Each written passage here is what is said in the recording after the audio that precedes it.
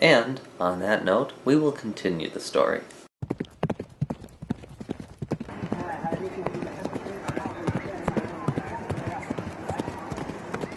As Booth fled the scene of the assassination with a broken leg, he met his accomplice, David Harold.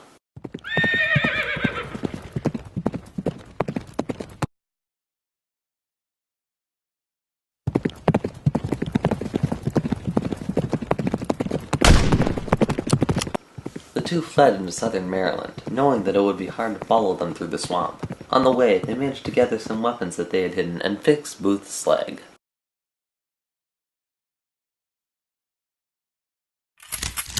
Whoa! How'd that happen? I fell off a horse.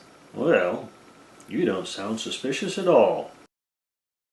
After that, they continued south and hid near the home of unfortunately named fellow conspirator Samuel Cox. Meanwhile, Secretary of War Edwin M. Stanton put out a $100,000 reward for Booth as Union troops and volunteers spread out to search the Maryland countryside.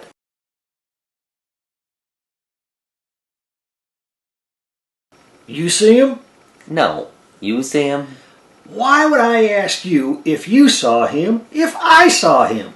Because you're bad at searching. No, you're bad at searching. Take a small miracle to find Booth, but that's exactly what happened. After camping out for a while, Booth and Harold decided to cross the Potomac River to Virginia.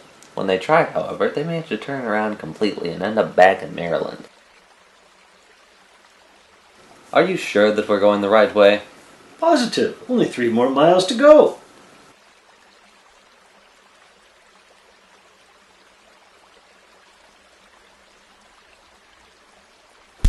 That was quick. The two men stayed at a local Confederate sympathizer's house until they had the chance to cross the river again. Meanwhile, the Union soldiers were still not finding them. He's not over here. I want to go home. Booth and Harold then attempted crossing the river a second time, finally making it to Virginia. There, they got some horses from friends, and made their way further south. Idiots. Sick of not finding Booth, the Union dispatched Lieutenant Edward P. Doherty and his troops to track Booth to Virginia. Finding his trail, they followed him to a farm where he was staying under a false name.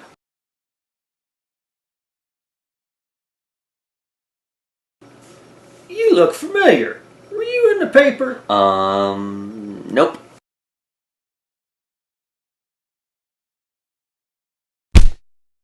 It is said in some accounts that Booth and Harold were going to break for Mexico, but this didn't really work out, as the Union arrived shortly after.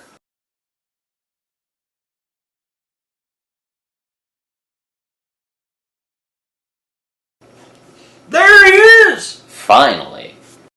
Harold surrendered, but Booth didn't. I prefer to come out and fight. Records differ on how the standoff ended. In the North, it was sometimes said that Booth was killed by a rogue Union soldier. In the South, his death was portrayed heroically, killing several soldiers before dying in a hail of bullets.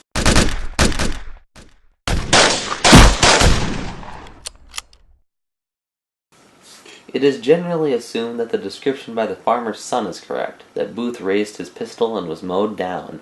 Whatever story you believe, Booth died 3 days later from his wounds.